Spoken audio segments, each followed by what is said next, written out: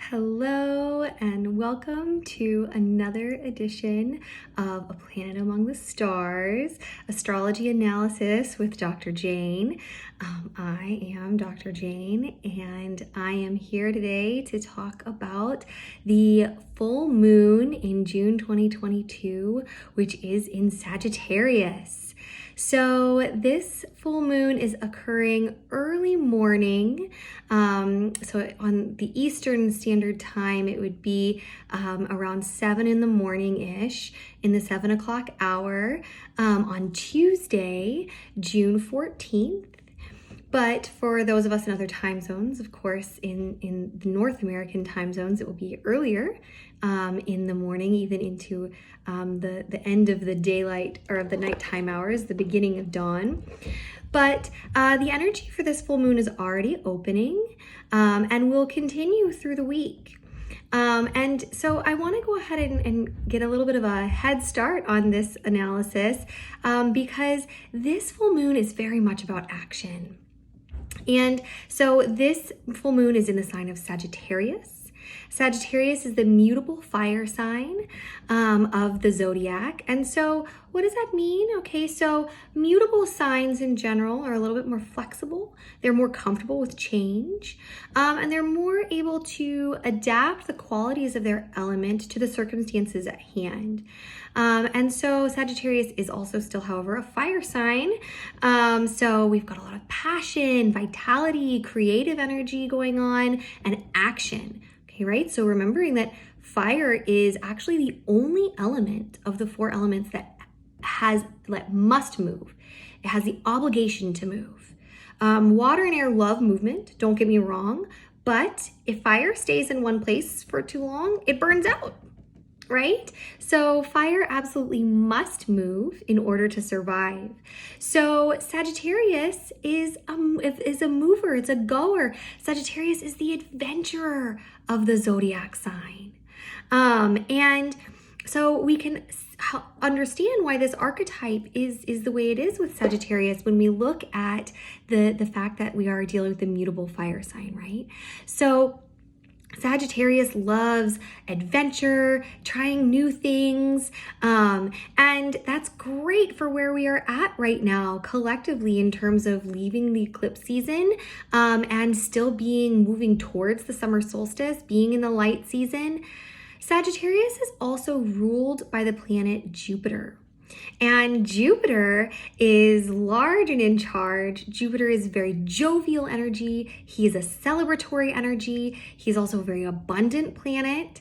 And he loves to have a good time. And so you see this reflected in the qualities of Sagittarius as well. And also that's part of the spirit of adventure, right? Adventure is not just getting out of your comfort zone and starting something new. It has a spirit to it, a quality of joy and excitement, and the thrill of discovery, right? So this is the flavor of this full moon.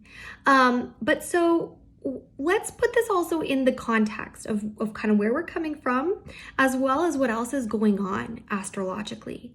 Okay, right? So this full moon does provide an opportunity for a little bit of relief from some of the Saturn retrograde energy, which can feel heavy.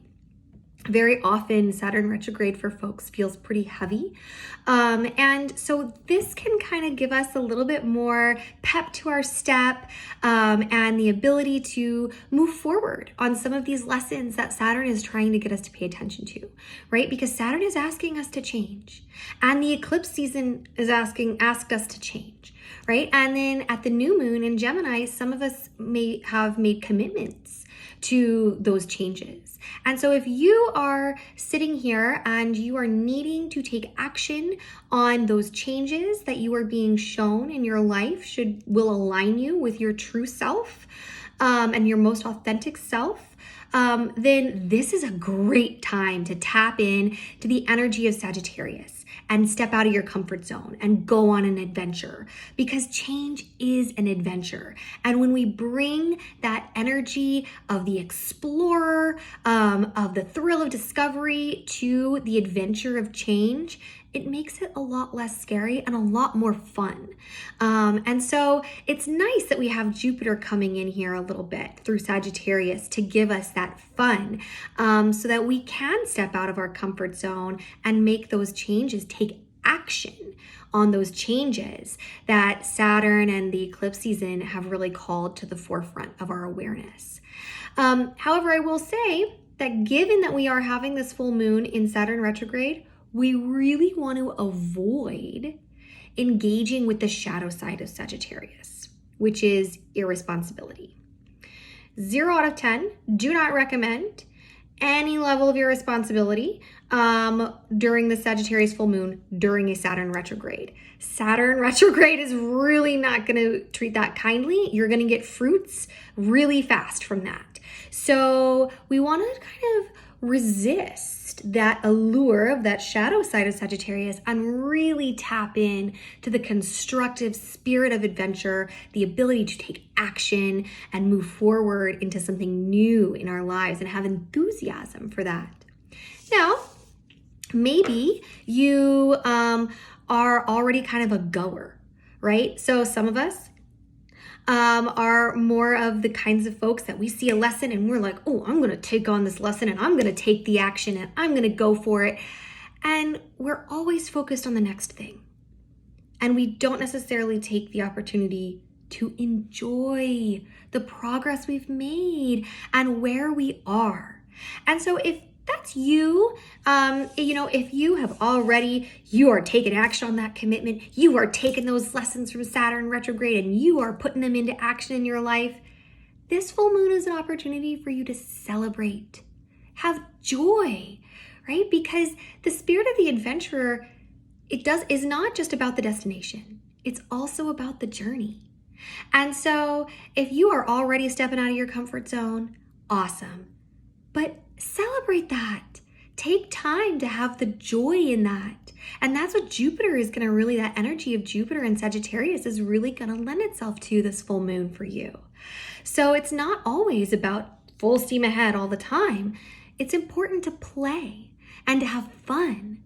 So this is, the full moon is, and the moon in general, the cycles of the moon, they're going to call us back into balance. So if your challenge is taking action, if your challenge is staying in your comfort zone, if your challenge is not starting something new, not adventuring, this full moon is going to give you the energy that you can tap into to step out of that comfort zone and go on an adventure and take action on where you need to take action.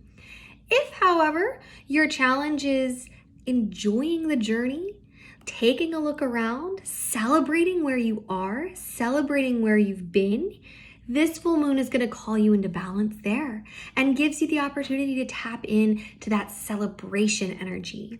So partially, this is also about knowing yourself, right? And knowing what is it that's going to pull me into balance. Luckily, Saturn retrograde is still happening. So if you think you know yourself and you make one choice based off of that and it doesn't pan out, then maybe rethink that, because again, Saturn retrograde is going to bring those consequences of our choices really quickly to us. So that's great, so we can really learn and see which one of the choices serves our true self best, feels best for our lives. So what can you do in terms of an action to really move this energy in your life? So last full moon, we suggested burning, using fire. We don't recommend that this full moon. There's already a lot of fire energy.